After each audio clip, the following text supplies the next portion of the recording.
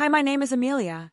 It began in the smallest of ways, the kind of way that most people would overlook and dismiss, but to me, it was the spark of something that would change the course of my life. He was there for my family when we needed someone most, supportive, dependable, carrying the kind of quiet strength that made everyone around him feel safe. At first, I thought of him as nothing more than a close friend of the family, someone who slipped into our lives like a steady river flowing alongside us. But bonds built on trust often grow into something unexpected, something more fragile and dangerous than we dare admit.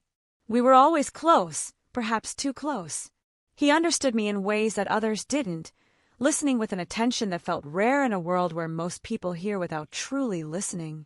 I would talk about my dreams, my fears, the cracks in my heart that I never showed anyone else. He never judged me. He never interrupted. He simply sat there, absorbing my words, and with a simple nod or a gentle smile, he gave me the comfort I craved.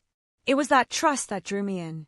Nights when the house was quiet, when everyone else was asleep, we'd sit in the living room under the dim glow of a lamp. Conversations slipped from everyday chatter into confessions, the kind that felt almost dangerous to say aloud. I would tell him about the loneliness I sometimes felt despite being surrounded by family, about how I longed for someone to really see me.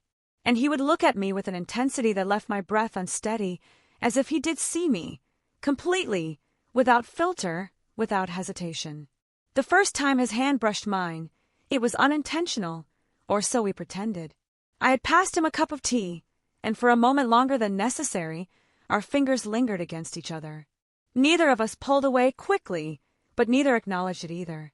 It was just a fleeting touch, one we allowed to disappear into silence. But the silence spoke louder than words. It said this was no ordinary bond. "This stays between us," he whispered one evening, after I had poured out something too personal, too intimate for anyone else to hear. The way he said it wasn't just a promise of secrecy, it was a vow, a shield around the trust we shared. My heart thudded in my chest at those words, because deep down, I knew this bond was already becoming something that belonged only to us. Days turned into weeks, and the closeness grew heavier. Our conversations carried a different weight now, filled with glances that lasted too long, and pauses where our unspoken feelings hovered in the air. I noticed the way he would watch me sometimes, when he thought I wasn't looking, the way his eyes softened, the way his jaw tightened, as though he was fighting against something rising within him. And I was fighting too.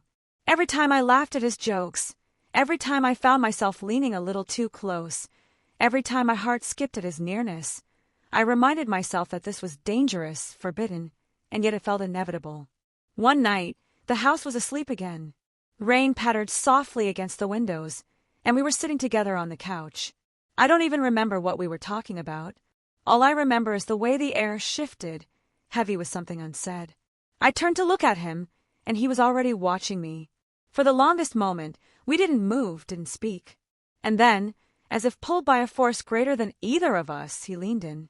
Our lips met, tentative at first, almost questioning, but the moment our mouths touched, every wall we had built collapsed. It wasn't just a kiss, it was every secret, every longing, every stolen glance made real. My hands trembled as they rested against his chest, feeling the wild rhythm of his heart that matched my own. We broke apart only to catch our breath, but his forehead remained pressed against mine, his whisper of vow that sealed our fate.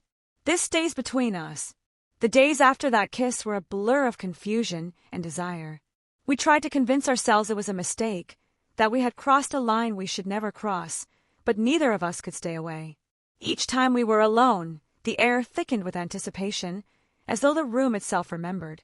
Sometimes, it was just the way his hand lingered at the small of my back, or the way my fingers brushed his when I passed him something. Other times, it was more, stolen kisses, whispered words in the quiet, the kind of closeness that both healed and burned at the same time. We were bound by something we couldn't explain.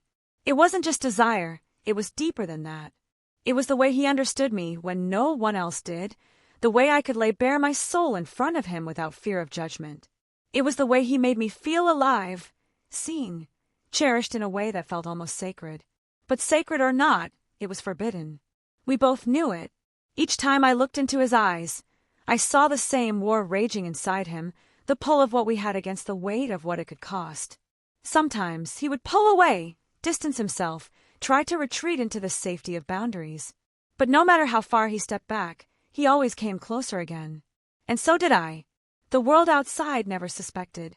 To everyone else, we were what we had always been, close, trusted, inseparable friends of the family. No one saw the way our eyes met a second too long, or the way my laughter softened when he spoke. No one saw the truth that lived in the silence between us. It was ours alone, and it stayed between us. Yet secrets, no matter how carefully hidden, are never light. They grow heavy, pressing down on the heart until it aches. There were nights I lay awake, torn between guilt and longing, asking myself if love built on secrecy could ever truly survive. But then I would remember his eyes, the way his hand fit perfectly around mine, the way my name sounded when he whispered it in the dark, and I knew I couldn't let it go.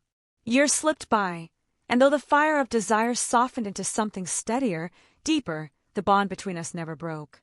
It became woven into the very fabric of who I was. We still kept our promise, no one ever knew. It stayed between us, tucked into the folds of time, hidden but alive.